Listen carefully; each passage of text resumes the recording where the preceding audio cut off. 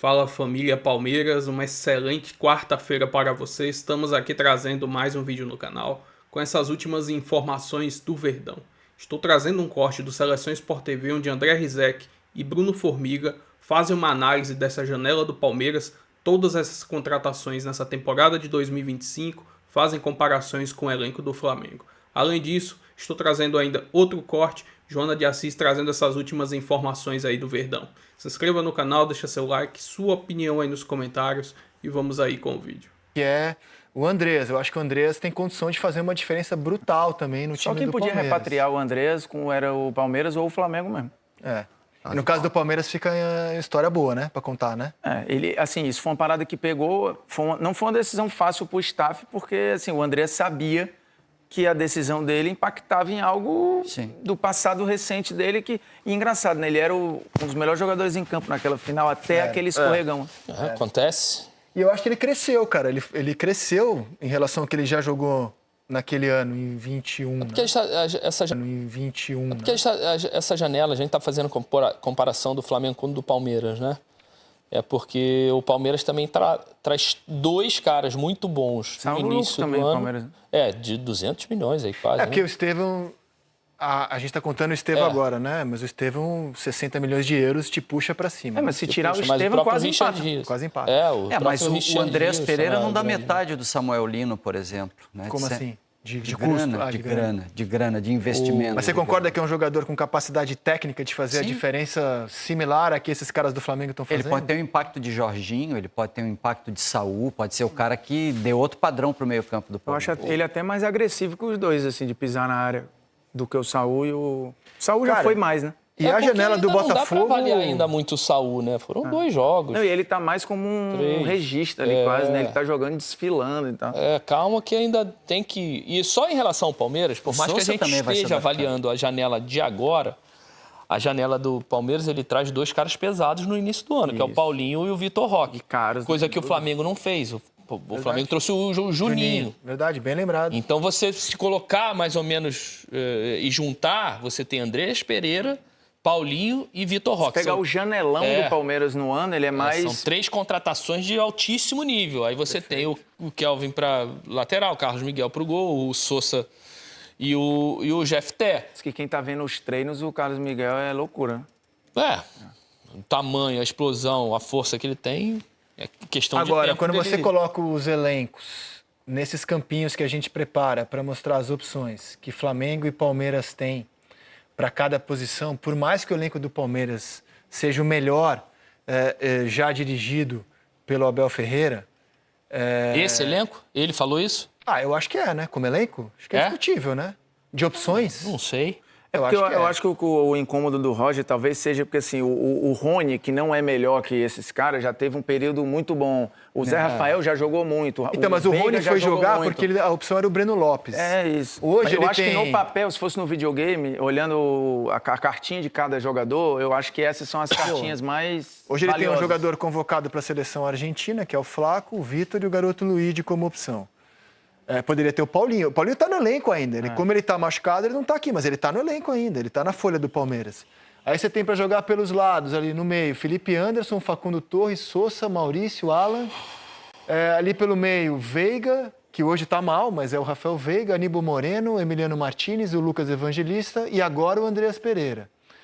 Na defesa, o Murilo e o Gustavo Gomes, com o Fux e o Mikael de opções.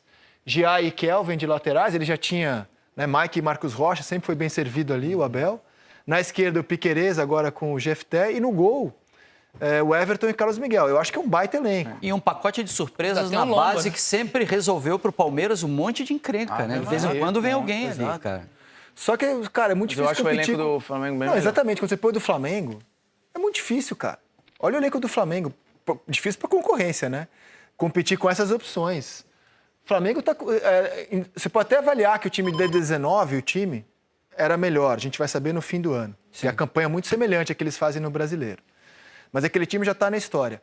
Agora, aquele time não tinha as opções de banco que esse time tem hoje, cara. Não tinha, cara. É impressionante. Você tem um Danilo na reserva para a zaga. Você tem 3 laterais esquerdos de seleção. 2 direitos de seleção. No meio-campo, todo mundo joga em seleção ali. Jorginho foi seleção italiana, Pulgar é seleção, Saúl já jogou em seleção, De La Cruz é seleção. Cara, você, o Flamengo Arrascaeta é seleção, Carrascal é seleção. Se você pegar o do Flamengo, pode... A zaga dá para formar aí, ó. Alexandro, Europa. Emerson Royal, Europa. Jorginho, Saúl, Carrascal, Varela é Europa também, há muito tempo. Oi? Varela também, Europa. Varela também. Aí você pega na frente Samulino, o Pedro e o Bruno Henrique tiveram lá, né? Mas passaram rápido. Luiz Araújo, Plata, assim, você consegue ter um time com cara de... A gente tem um time de futebol europeu jogando no Brasil. Isso aí. Que diz o seguinte, ó, Palmeiras se aproxima de novo recorde, deve arrecadar mais de 1,5 bilhão em 2025, ou seja, superando números que já foram altamente positivos em 2024. Né? O clube bateu 1 bilhão em receitas em julho, então já está batendo os valores do ano passado. E agora sim vou trazer a Amandinha aqui no telão, porque é isso, né? O Palmeiras arrecada muito e por isso tá gastando muito, né? O Palmeiras é o segundo time que mais gastou nessa janela, né, amiga? Bem-vindo ao Tá1. É isso, Joana. Bom dia, boa tarde, aliás, para você, boa tarde para todos. Eu trouxe até uma cola, Joana, porque vamos falar de muitos dinheiros, né? E aí tem que deixar tudo anotado aqui para a gente não errar nenhuma cifra que o Palmeiras está gastando e recebendo também, né? Mas é isso, o Palmeiras foi um dos protagonistas dessa janela de transferências, gastou quase 250 milhões de reais para trazer 5 reforços aí. A gente está falando de Carlos Miguel, de Kelvin Jefté, de Ramon Sousa e Andréas Pereira, né? Então, é um valor considerado, né, elevado aí, porque a gente veio acompanhando em relação a alguns times, né, ficar atrás apenas do Flamengo no que diz respeito ao resumo aí dessa janela. Tem todos os valores ali discriminados, né, gastos por cada jogador, o pessoal pode acompanhar na apuração do GE. Globo, mas é isso, você trouxe esse número, Joana, o time pode bater esse 1 bilhão e 500 milhões de reais até dezembro, que deve superar a expectativa do time, né? No ano passado, essa arrecadação ficou na casa ali do 1,2 bilhões o ano inteiro, né? Então, já está quase superando esse valor até julho, quase superou esse valor só até julho.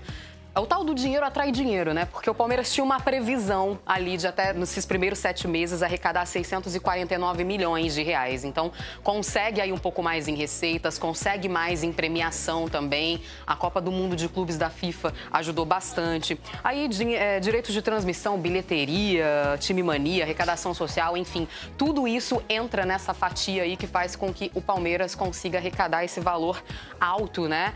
Dá pra gente ter uma noção, Joana, em transferências a previsão era de arrecadação na casa de 257,8 milhões e mais que dobrou isso, né? 549 milhões. Então é um time que faz negócios, que sabe fazer, que vende bem, que compra bem ali também, né? Consegue fazer essa folha crescer bastante. Vale a gente lembrar que no ano passado foi a primeira vez que o Palmeiras tinha superado essa barreira aí do 1 bilhão. Né, de reais, que é muito dinheiro. Então, pode bater esse recorde aí de novo com esse 1,5 bilhões. Imagina isso, Joana? Consigo nem imaginar. Eu não consigo imaginar 10% disso, minha amiga. Mas é isso, números altamente positivos. Ainda. Pois é, números altamente positivos. Isso explica por que o Palmeiras consegue aí, esse ano, principalmente, trazer 12 jogadores, dos quais muitos deles são contratações recordes. Inclusive, a contratação recorde da história do futebol brasileiro é do Palmeiras. E em segundo, tem o Paulinho. O primeiro é o Vitor Roque, né? Andréas Pereira também custou caro. Facundo Torres custou caro, enfim. Mas o time arrecada para isso também, tem as contas equilibradinhas. Obrigada, exato. Amanda. Que vem para compor elenco, não é? Agora tem outras que chegam para estar entre os 11 principais. É o caso do Andréas Pereira, hein? Não é, Edu? Claro, não tenha dúvida. Isso aí é camisa 8 e vai ser titular da equipe, jogar como segundo volante ou até mesmo como meio armador ali, o que o Palmeiras estava precisando, porque é um jogador com a sua experiência jogando futebol europeu, isso vai potencializar ali os jogadores que estarão ao lado dele. Então, essa contratação realmente foi de impacto, foi de suma importância para a sequência do ano, não só do ano, também para o resto aí da temporada, porque eu vejo assim... Né? Eu vejo assim, a gente estamos na Libertadores e no Campeonato Brasileiro. Temos 2 possibilidades de título, Ronaldo. Até agora, nada. E o Corinthians tem o quê? Um Paulista, eliminamos você da Copa do Brasil. Paulista não. E 700 milhões aí, velho. O Corinthians trouxe quem? Ó, agarra no terço, hein? Então eu vejo assim... O Corinthians trouxe Vitinho. O Corinthians trouxe Vitinho, menino. Você perguntou quem trouxe Vitinho. O transferban tá aí que não deixou de trazer mais. Mas assim, eu acho que o Abel, e junto com a diretoria, acertou na contratação do Andrés, Renato. Eu vejo assim um jogador que vai realmente cair na graça da torcida, que já caiu, né? Porque teve aquele lance, aquela coisa toda, mas brincadeira à parte. Já tem o histórico. Já tem o histórico, então já está na graça da torcida. Então, desempenhando o futebol que ele vem jogando, e o que ele disse, Renato, voltar à seleção brasileira, jogando da maneira como ele joga, no Palmeiras ainda, ele vai retornar para a seleção. Aí é que tá, Cicinho, a gente vê um jogador de alto nível. Palmeiras... Muitos discutiram algumas contratações, como, por exemplo, o Facundo Torres, o Sousa, mas o Andrés Pereira é um jogador de alto nível. Eu adoraria ter no Inter. Não só é jogador de alto nível, como é jogador a nível de seleção brasileira, que futuramente estará ali sendo um dos principais jogadores, porque tem condições para isso e a gente ri... Porque inveja boa, essa inveja é boa. Viu? A gente ri pra não chorar, não é nada, porque uns tem tanto, outros tem tão pouco. Eu nem quero falar em janela de transferências, porta de transferências, abertura de transferências, porque não aconteceu nada na minha vida. Não, e o Palmeiras é isso, né? O Palmeiras, ele tem dado exemplo, porque as peças, quando traz, algumas podem até não ter dado resultado, ou ainda, né, não estão dando resultado. Mas as contratações são pontuais e nomes fortes que chegam para batalhar pela posição e, acima de tudo, para levar e tornar o Palmeiras cada dia mais forte para as competições que tem. O Palmeiras, além disso, trouxe o Jefté, o Kelvin, né, reforçando as laterais, liberou o Vanderlan para o Bragantino, fazendo alguns movimentos sutis, mas o Abel Ferreira está mexendo, sim, nessa engrenagem. E o Palmeiras é um time que talvez esse ano ainda possa, sim, ganhar títulos, mas acredito que nessa batida com a volta do Paulinho, para o ano que vem vai ser mais forte ainda. Imagino que já é uma premissa do Abel pensando em futuro, apesar dele não ter anunciado ainda se fica, aquela coisa toda. Mas eu imagino que essa construção de time, ela indica que o Palmeiras não está se preparando apenas para agora, mas também para a próxima temporada. Não, já passou também da hora do Abel também dar o ok dele, né, Renata? Porque, Abel, e aí? O Palmeiras está fazendo todos os investimentos que está fazendo... Né? Teve aquela confusão que você deu. Manda um zap lá pra ele, fala Abel, com esse comandante. Vamos ter que conversar, tomar um vinhozinho nós dois ali, moramos no mesmo condomínio. Então a gente tem que... mas aí perde pro Corinthians, você já quer mandar o cara embora? Perde pro Corinthians, chora. Você, Ronaldo. A torcida do Palmeiras é perder um jogo que já quer mandar o cara embora. Vocês querem arrumar confusão no Palmeiras onde que não tem. É só assim pra vocês tirarem o proveito. Eu nem falei nada. Porque vocês estão num nível, como é que é agora? Outro patamar. Aumentou o nível, né? O patamar é outro. Agora o sonho é enorme. O patamar é outro no Palmeiras. 2 temporadas atrás, o melhor dele ali, principalmente quando tem a mudança, o William volta para o Fulham, enfim. Mas esse movimento muito por isso, porque ele é um jogador para time titular. Acho que o crescimento que ele teve no Fulham o credencia para isso. E no Fulham já não era mais visto dessa forma. Então, o Palmeiras tem um ganho absurdo com o Andrés no time, no elenco. Não é jogador que chega para brigar por posição. Acho que a posição dele está muito bem definida ali. Entre titulares, sim. E para ele também. É isso, num projeto, num clube que oferece muito para ele, que está sempre brigando. Não é uma temporada atípica do Palmeiras. Chega para brigar por títulos. O Palmeiras está sempre brigando dentro de um profissionalismo impressionante para os moldes do futebol brasileiro, né? Então, acho que isso para ele também é muito bom. Então, você acha que quem perde lugar no time, como está perguntando ali, é o Maurício? Eu acho que por hora, sim. De cara? Acho que por hora, Eu acho que de cara, talvez ele nem entre no time. Tem uma ordem do Abel, né? Acho que ele entra logo. O Vitor Roque não teve ordem. Eu acho que entra logo. O Vitor Roque não teve ordem. Mas aí é uma coisa extra, Mas né? eu acho que o caso dele é o mesmo. Não sei se ele é acho que é tipo o Jorginho no Flamengo, sabe? Não sei se ele é... Porque aí vai ter que tirar a camisa de alguém que tá acho que eu tô mais com a Mari nessa, viu, prof? Eu acho que ele chega já pra... Assim, precisa achar um lugar pra mim aqui. Mas logo de cara, assim, não sei se é muito do perfil Agora, do Abel, pegando um pouco ainda na questão do que o professor falava sobre seleção brasileira, né? Ele fala sobre a vontade de ir para a Copa do Mundo, é o objetivo dele na carreira. É interessante, né? Porque a gente falava no bloco anterior sobre como algumas posições estão já definidas, outras com nomes ainda sem se firmar. ele seria para a seleção um 5, um 8, um 7. 5 na seleção já tem. Um 10. Poucas coisas que tem na seleção, 5. Não, mas podem ir 2. Nisso eu discordo um pouco do professor quando ele diz que tem que se firmar em uma determinada posição, porque eu acho que, pensando em Copa do Mundo, o quanto mais polivalente você for, melhor. Porque você tem um grupo pequeno... Mas aí você não passa a brigar com muita gente? Sim, mas a polivalência te permite ser alternativa para várias posições. Então você está disponível. Quer jogar aqui? Joga. Quer jogar ali? Pode jogar também. Eu acho que pensando assim, em clube é diferente, mas pensando em seleção, que você tem competição curta, com poucos jogadores disponíveis. Se você tem jogadores que atuam em mais de uma posição, 2, 3, 4, esses jogadores são mais valorizados pensando nesse tipo de situação. Agora, para a carreira dele, se ele pudesse tomar conta de uma posição, se destacar naquela posição, se especializar naquilo e ser uma referência, aí sim, seria melhor para ele. Mas o fato é que ele não consegue ser absoluto em nenhuma posição. E eu também discordo um pouco dessa questão dele chegar, vestir a camisa e sair jogando. Talvez, em função de uma questão que venha de cima, né? Como foi o Vitor Roque. Vitor Roque não, tem que jogar, foi um investimento muito alto. Esse cara, a gente tem que insistir com ele e pegou no tranco, mas pegou. Eu quero ver a capacidade de adaptação do Andrés Pereira ao ritmo que o Palmeiras joga. No Flamengo, ele entregou uma Libertadores. No Flamengo, o torcedor do Palmeiras tem uma memória muito positiva, que maravilha e tal, não sei o quê. É uma alegria para ele, mas o torcedor do Palmeiras não quer que ele faça com a camisa do Palmeiras o que ele fez com a camisa do Flamengo. Foi uma exceção na carreira dele. Eu ia falar uma exceção, mas Flamengo, não, mas ele rotulado por isso é muito triste. Ele não era um jogador indiscutível, mas ficou rotulado. Não, ficou, exato. Não tem jeito. Mas eu acho que ele já deu mostras de que esse rótulo antes e depois foi fora da curva. No Flamengo ele não conseguiu se livrar disso, ele teve que sair. Claro, mas é porque prejudicou o Flamengo. Teve que sair. O Abel, por exemplo, agora também criticado um pouco pela demora em mudar, em mexer, em, por exemplo, trazer a dupla. Vamos concordar que houve críticas em relação a isso agora nos últimos meses. Não seria dar com a cara na porta ou como que é? Dar murro em ponta de faca de novo?